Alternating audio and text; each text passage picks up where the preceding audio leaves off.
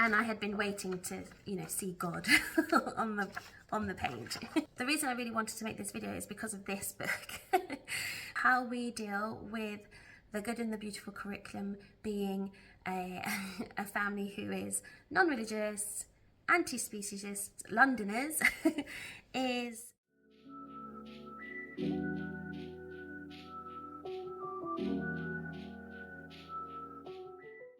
Hi, welcome or welcome back to At Home with Cici.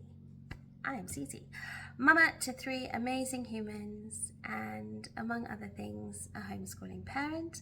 My oldest was home educated up through until A-levels, and now my youngest is being home educated, who, if they were to attend mainstream school, would be going into reception in September, but they will not be.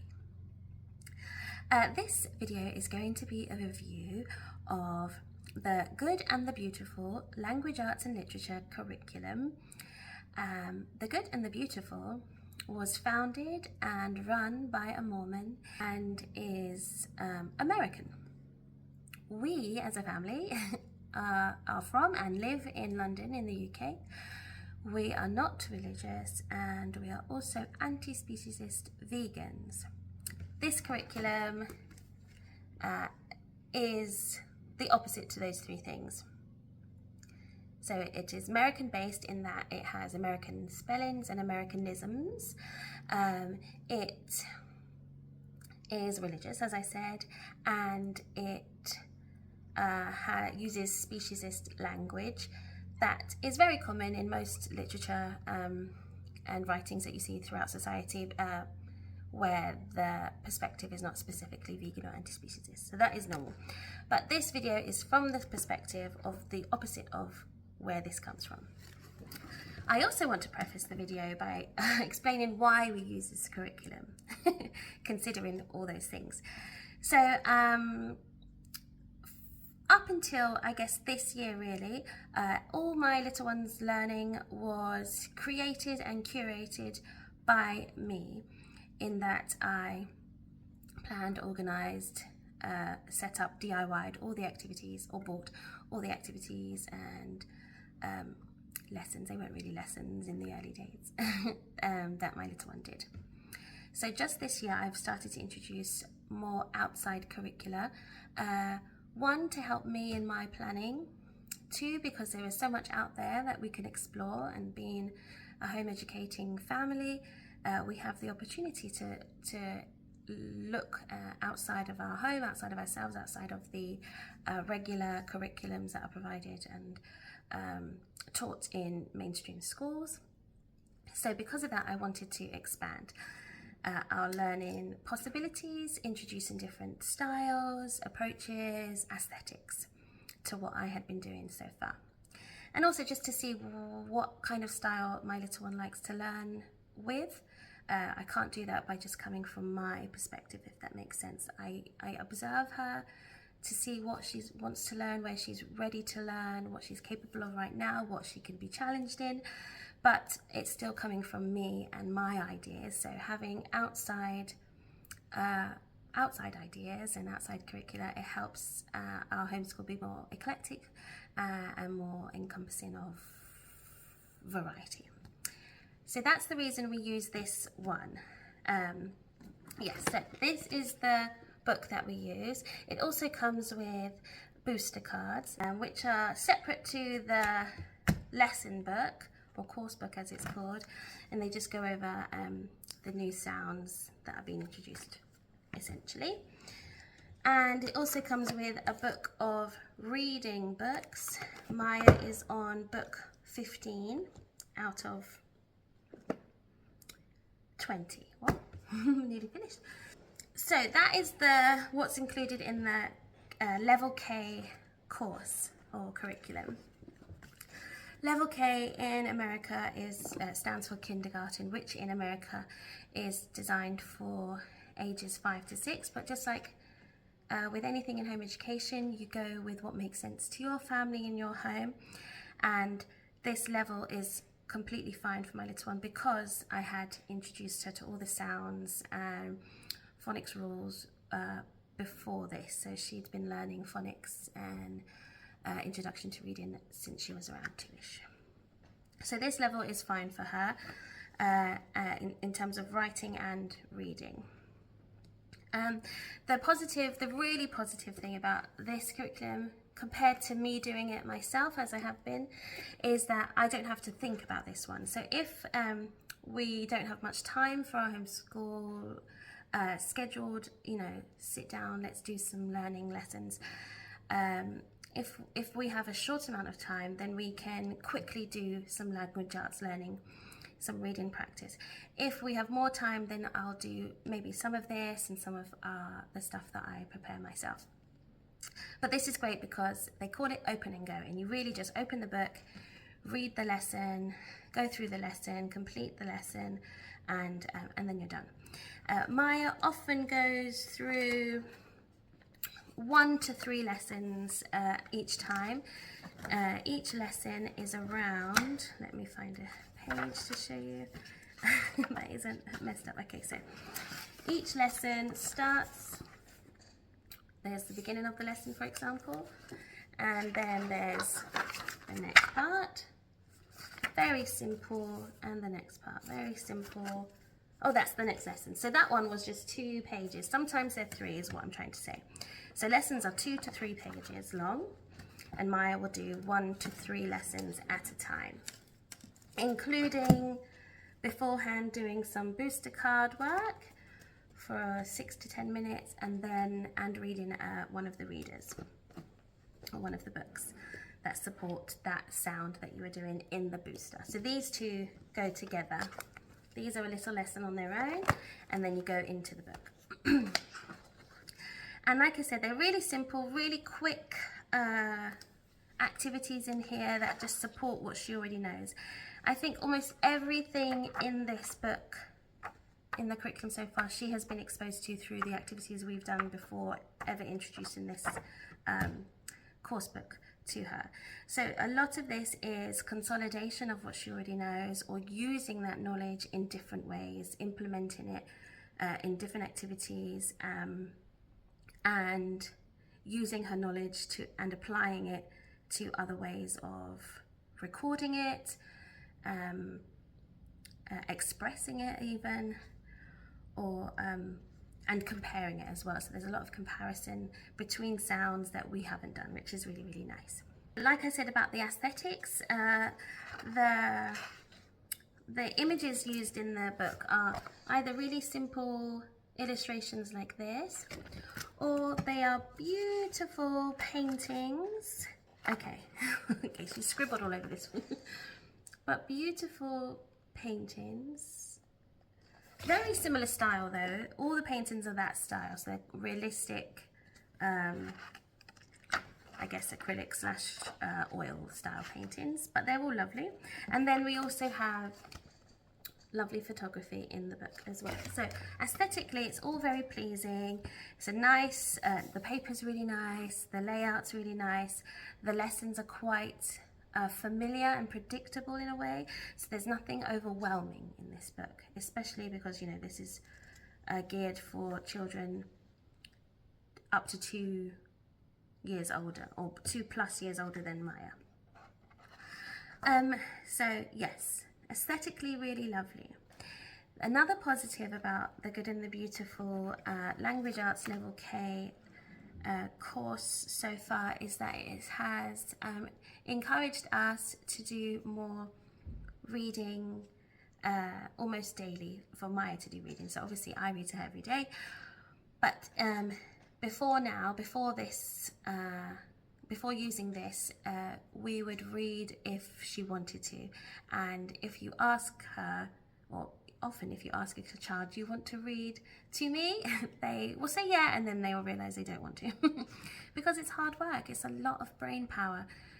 When we look at words, we just see them because we've learned to read, but when children who are learning to read and are not fully fluent in reading at whatever age, reading is a real brain exercise, and it takes a lot of energy, a lot of focus, and a lot of willpower, and that's a lot to ask of a small child. So we hadn't done much scheduled reading for her. She had readers that she could access, and she would randomly read them, but not very often and not consistently, I think is the word I'm looking for. So the positive with the good and the beautiful is that before each lesson we read one of the books. And as you go through the booster cards, it prompts you when you should start reading a book. So it was on card 3 when it prompts you to read the first book in the series. So now read book number 1, I Dig. And then it goes along with the CVC words you were being introduced to and learning in those on those pages so far. So it introduces you gradually. It's not every lesson that you do a new book. So we've been on this one for a couple of lessons, if that makes sense, or a few lessons. So that means that every day we're reading and rereading as well. So she's reading the same book a few times in a row, and by the end of that, when we move on to the next book, she is reading the book fluently without hesitation. She's either reading the word because she's learnt that sight word, for example, or that CVC word, she knows it by looking, or because she's memorized the book, which either way is lovely, because 1, she's learning to read, but 2, she's building confidence in her abilities, because when she reads the whole book without having to sound it out each page, or she remembers what it is, or she remembers what happens in the story, all of that is positive and confidence building, and great for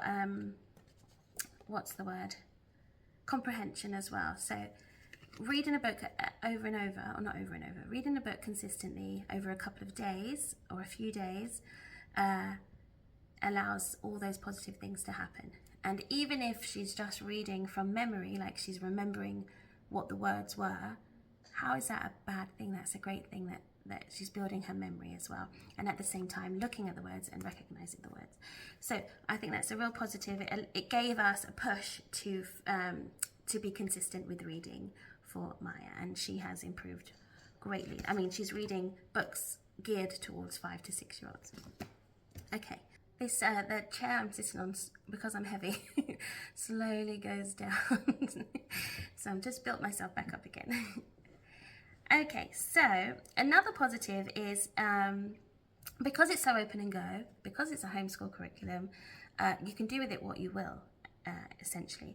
So some of the lessons are a bit fluffy or a bit distracting. So on some pages there's lots of cutting and sticking. Maya likes cutting and sticking, so that's okay. Some people might find that annoying and get in the way of the learning, because maybe you're not good at cutting and sticking, or maybe you've just done a craft activity and you don't want to keep cutting and sticking. So sometimes those things can get in the way. The fluff for us is often like when they try and add painting or the geography. So this is sold as on the front it says phonics, writing, reading, grammar and punctuation, spelling, literature, geography and art.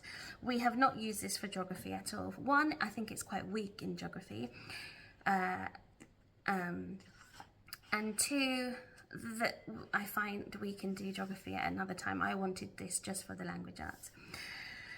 Also, it does suggest on every lesson that you access their app and play games on there that link to the lesson. We have never done that. Because I don't really like the idea of introducing screen time for lessons when it's unnecessary. A lot of the things they suggest are like, play this tiles game, so that you're using, I have not looked at it, but from what it says in the book, you're just making the words on a screen. But we do that with our Montessori movable alphabet, and we do that in all other ways, and I don't think a screen is going to benefit her learning in any way. So that's, I think, another reason why Maya is able to do 1 to 3 lessons each time, because we're not doing the full lesson, if that makes sense. We're not going into the app to do the letter tiles or the geography book on the app. Let me just show you what I mean. So this is a whole page basically of one of the lessons, and this is for the app as well, is it? Yeah, this is an activity to do on the app that they suggest, and another one to do on the app about geography. And sometimes the geography lesson seems to have no relevance to the rest of the lesson, so I just find it unnecessary. Maya is learning geography and about continents and countries outside of this, and I really don't think it is worth it to distract her from the language arts learning. So yes, but the positive of that is because it's open and go, and because we are home educating, we just skip it, and there's no trouble in that. It doesn't hinder anything. There's no detriment to skipping out anything in here that is to do with the app or to do with some painting. There was one lesson we did where it suggested you mix colours. So this was the lesson.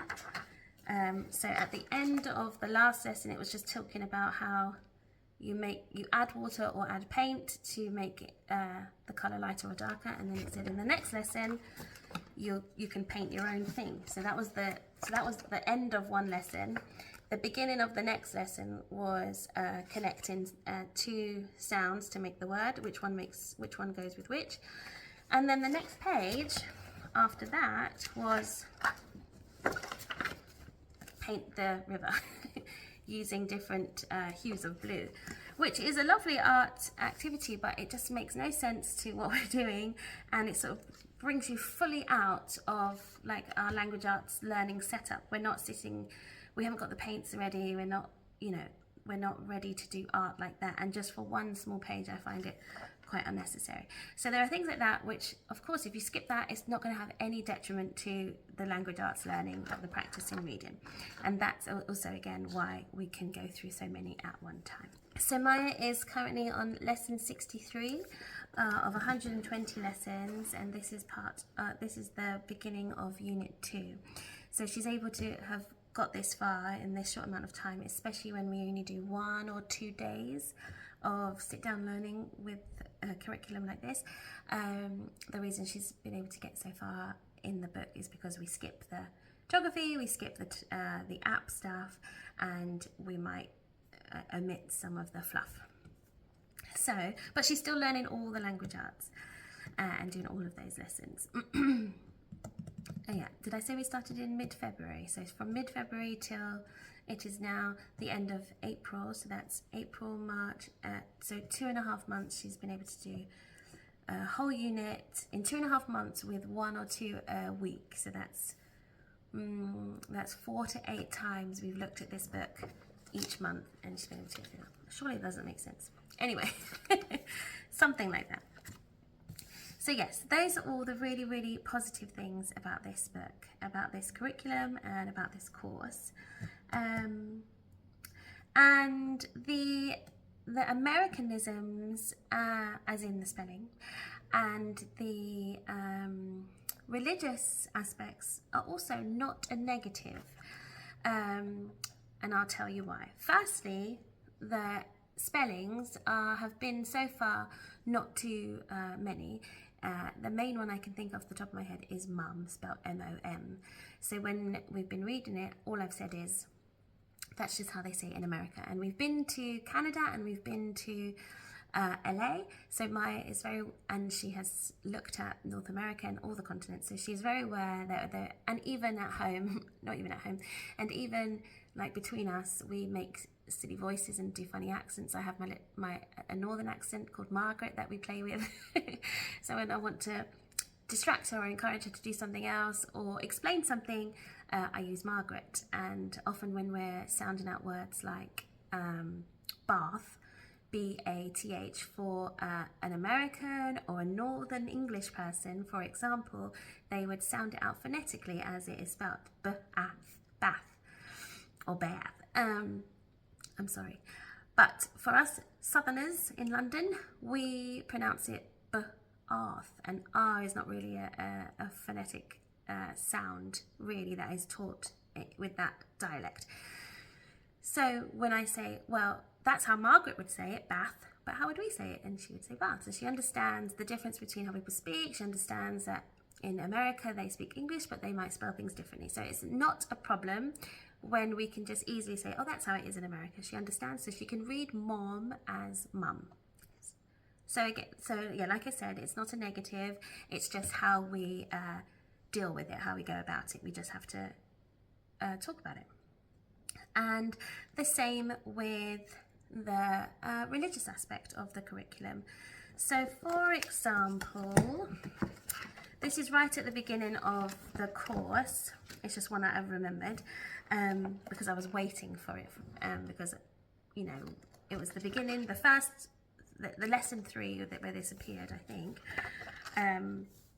And I had been waiting to, you know, see God on the page. So that's just why I remember that one. So on lesson 3, there was a poem to read and remember and recite. I'll read it to you. It says, the sun shines on my toes, on my face and on my nose. It kisses the tops of all the trees, each blade of grass, each buzzing bee. I'm so glad that God above made warm, sweet light for me.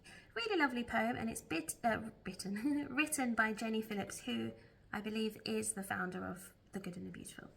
So she wrote that poem. It's a really sweet poem. It gives a poetic example of what the sun does and how we experience it sometimes. So all I did, instead of reading I'm so glad that God above, I just changed it to I'm so glad the sun above made warm sweet light for me. And there is no harm in either. If you are Christian and you think a poem like this will be sweet for your child to hear, there's no harm in that.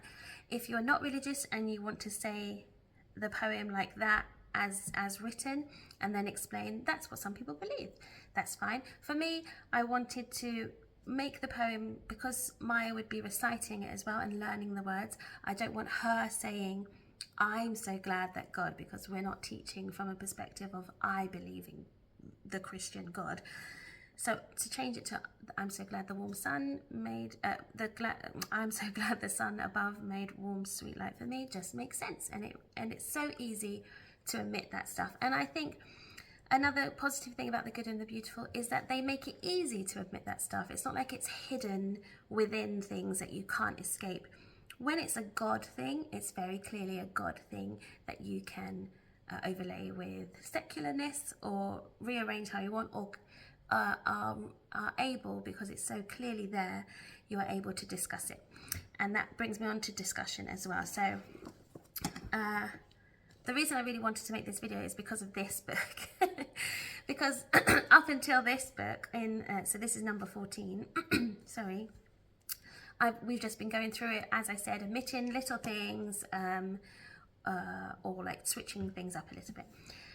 Until we got to this book, which is called, we were looking at the digraph AY, and the book is called Pray, No Harm.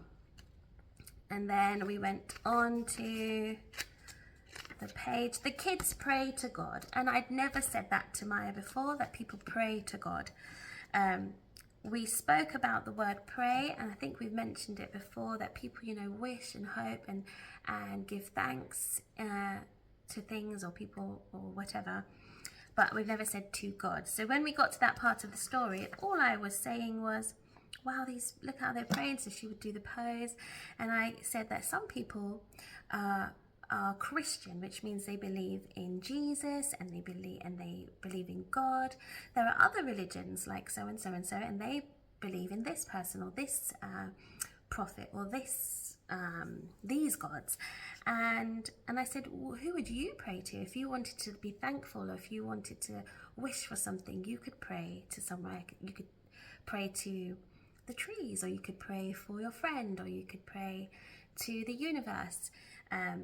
Everyone is different. Everyone has a different person or thing they like to pray to when they are feeling sad or happy. And so Maya really loved that. She liked looking at the pictures, all the different illustrations showing different places in which people are praying. So the kids praying together, someone praying on their own. It says, look, she can play and she can pray. And this one. So all different scenarios where someone might be praying, and then Maya just enjoyed looking at those and copying the action. So when I asked her, so who, you know, what would you pray for? Who? I don't think I even asked what or who. I just said what I had just said about different people, different religions, different beliefs, and she said, I'm going to pray to Tallulah. And Tallulah is our little chihuahua who passed away last summer, and she talks of her every day. Almost every day she mentions her. In the morning on her chart, where she does her name, her age, the day, how she's feeling. Sometimes she'll choose sad, and I say, why are you feeling sad today? And she says, I miss Tallulah.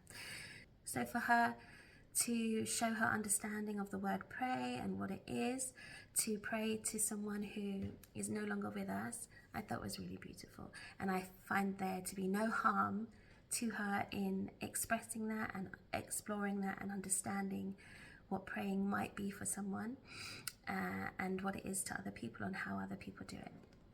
So I think, again, that's not a negative about this curriculum being Christian or Mormon really based, or religion based.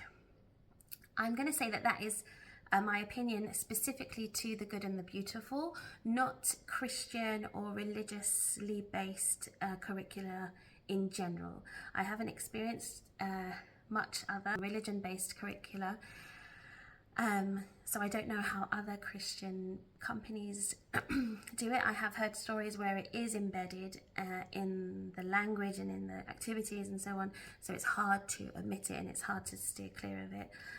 It is like the basis for all the learning. It's not really, here's a bit of that. It is fully about Christianness, for example. So I'm not speaking on any other Christian or religion-based curriculum, specifically the good and the beautiful. They make it very transparent. They make it easy to amend, and the way it's done allows for discussion, allows for mind expansion, allows for understanding the world around you, and I see no harm in that. There is no harm for a non-religious person to read about praying. Also, is working on the AY digraph, so it's all good. Okay, final thing about how we deal with the good and the beautiful curriculum being a family who is non-religious, anti-speciesist Londoners is the use of it is the main thing. The use of the word it to describe animals in the book. Let me find a page. So I've shown this sort of example in another video about how I taught my child to read. I'll put it up here, but I'll show you here again. So for example, activities like this where it shows a beautiful picture of an animal. Everyone has been of an animal in this activity so far, and they, there we go, and they, they use the word it to describe these people in the photo. So it can rest, we would say he or she. I don't know why I didn't change that one. Maybe I was thinking that could apply to an object, but it has a belt. That could be trousers or a dress. The dress has a belt, so you don't always need, I don't need to be so, strict on all of it. Sometimes it's good to just read it. But for the ones that I know relate to the picture, I think that's why I didn't exclude. The sentences I know relate specifically to the picture, I've changed. So she sits on the duck instead of it. So I've just crossed out it and she. So Maya is practicing her sight words she and he instead of it, which is much easier to read anyway, so it's more of a challenge. But it's also showing her how other people speak about animals and how we don't speak about animals, and how we hope other people will start to speak about animals, which has given them their deserved personhood. Also on this page, it shows perfectly their mum. So, so let me just try and sort that out. There you go. Instead of it has a mom, we've changed it to she has a mum. And I don't do this in the reading books. When it has a mum in the reading books, I don't draw on those, because like I said, it's fine for Maya to see that that's how it's spelled sometimes. But in other times when I can change it, I will, just so that she is remembering, when she's reading, she's seeing the way that we spell it. It's good to be exposed to the right spelling. So that's all we do. We just change things up a little bit, omit things, or use the things we might not agree with or we don't do as discussion points to explore the world around us. So I would recommend The Good and the Beautiful, Language Arts and Literature coursebook level K. I would recommend it. I think it's worth the money. I got it delivered. You can get it for free and print it out yourself. So this can be free. You can just buy it. You can just download it from the website and then print it out. Obviously the printing isn't free, and you could just print what you needed as well. So the pages where it says go to the app, you wouldn't print that out.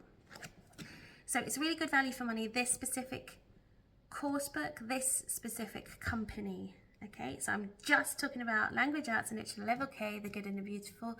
I would say is great for someone who is American and religious, and it's great for someone who is a Londoner and not religious. It is open and go. It is easy to navigate. It includes a lot of things that little ones need to know at this age or this stage of reading and learning. What I will say is that I'm not sure how good this is for someone who is, for a child or a learner who is just coming into learning these sounds and these rules. Like I said, Maya has been exposed to almost everything in the book already in terms of language arts and phonics. And if there are a few things that she hasn't been introduced to, she's learned it pretty quickly. So I don't know how well this would go down with someone who has no or very little prior knowledge to all the sound and phonics rules. I can't speak on that. But they do have a preschool curriculum course book as well. But like I said, I have no experience of that. I'm talking about just the green one, the level K. At the same time, because I was ordering it from America and the shipping was a thing, I ordered level 1 as well, so their first grade curriculum. So when we finish this, we will go straight onto that one alongside all the other activities that we do in our homeschool created by me. But yeah, we're going to carry on into level 1 and then we'll see where we are from there. But yes, the Good and the Beautiful Language Arts and Literature level K for our home, our vegan, English and non-religious home is fine. Alongside other things, it's not a standalone also, I have to say that. It's not a standalone curriculum for us, and it is a curriculum that works because I think my little one has all the prior knowledge and has mastered many of the phonics skills in here. But I would recommend it. And again, you can go at your own pace. You can put in and take out what you please. So, yeah. If you have any questions, if you have used the Good and the Beautiful, any curriculum from them, if you've used any of that, put that down in the comments. I'd love to hear your experiences with it. I am interested in other subjects from them, but for now, I think we have enough going on in our homeschool. So yes, remember to subscribe if you want to see more videos from me and us in our home. Subscribe, press the bell, like this video, comment, share it, and I will see you in the next one.